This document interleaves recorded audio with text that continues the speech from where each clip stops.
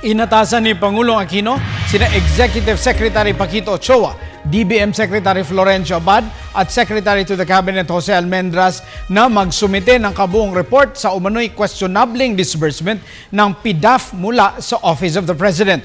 Batay sa 2011 COA 500 million pesos umanong na ipalabas ang Office of the President para sa National Commission on Muslim Filipinos. Even before we get their answer, I want to make sure, exactly what went to whom, and why was it coursed through the NCMF. Yung perhaps there's so many things actually in government that require my attention. For instance, over lunch we were talking about 7 different topics at the same time.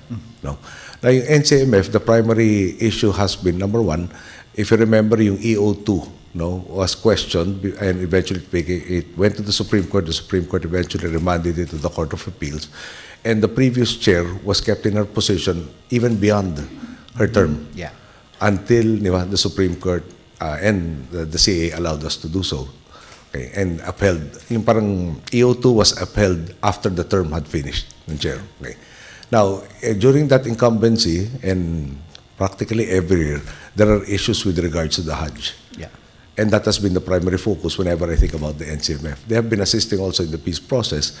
To be perfectly candid about it, there are so many functions embodied in their charter, and I was not clearly aware, or immediately aware, that they were a conduit or an implementing agency for various PDAF projects. So I want to get as thorough knowledge as possible, and I've directed the concerned individuals, specifically the Executive Secretary, the Secretary of Budget and Management, and the Cabinet Secretary to submit to me a thorough report on this particular issue. Sir, did you give a timetable for them or a deadline for them to come up with your report? Well, I told them I need this as soon as possible, and I want it as thorough and as complete and as correct as possible.